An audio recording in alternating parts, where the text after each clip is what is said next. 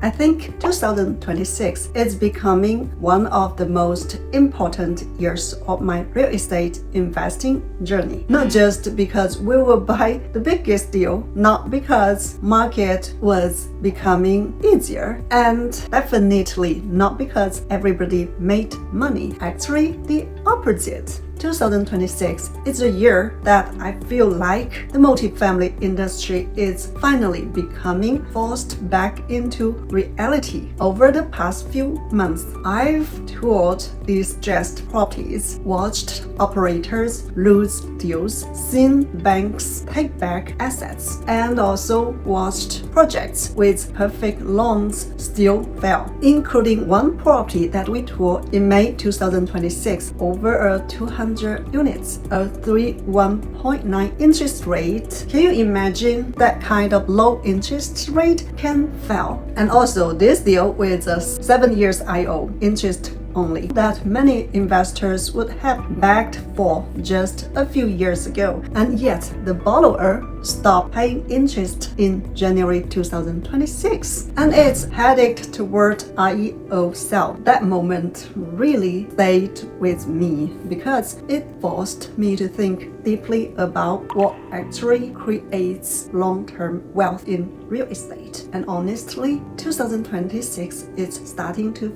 feel less like a market correction to me, and it's more like a giant reset for the entire multifamily industry. Remember, the Fed brought the cheapest debt for 3 years, and suddenly everybody thinks they are genius investors on real estate, and also everybody starts rediscovering underwriting spreadsheets like an ancient sacred text. 2026 exposed what was real and what was artificial. For years, people thought raising property values meant they were becoming better investors on real estate. But now we are seeing something important. A lot of those gains were created by cheap money, not necessarily by strong operations, not by durable cash flow, not by disciplined investing, just cheap capital flooding the system, flooding the market, and everybody who went into the market during that period made a lot of money. Between 2020 and 2022, interest rates were historically low. Debt became so easy and cheap. Cap rates compressed. Asset prices exploded upward, and also many deals were underwritten based on one assumption: things would continue getting better forever. But 2026 exposed how fragile many of those assumptions really were. Now we are seeing deals that can't refinance, sponsors unable to cover deficits, investors losing equity, and also properties going into foreclosure even with low interest rates. That changes the conversation completely because it proves something more important, that low interest rates cannot save a bad basis. One of the biggest lessons I am taking from 2026 is this: risk is not always obvious during good times. Actually, risk often hides inside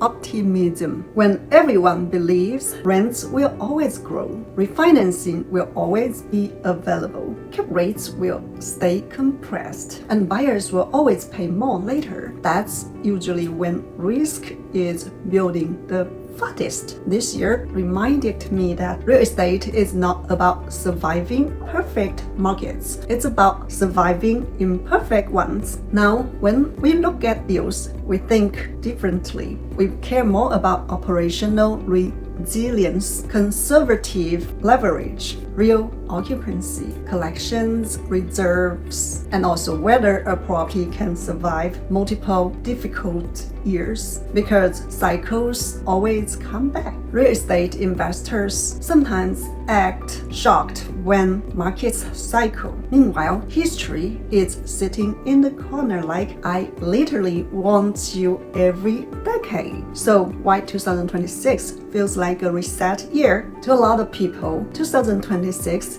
it's resetting the multifamily industry in a very healthy way. Painful but healthy. For years, the market rewarded aggressive behavior. People got rewarded for over-leveraging, overpaying, assuming appreciation, and also scaling too fast. Now the market is rewarding something very different, such as patience, liquidity, operational excellence, discipline. The operators who survive this cycle are probably going to build much stronger business long term, because hard markets force people to become real operators, not just deal chasers. There's a huge difference between those two. Anybody can look smart in rising markets, but difficult markets reveal who actually understands the business.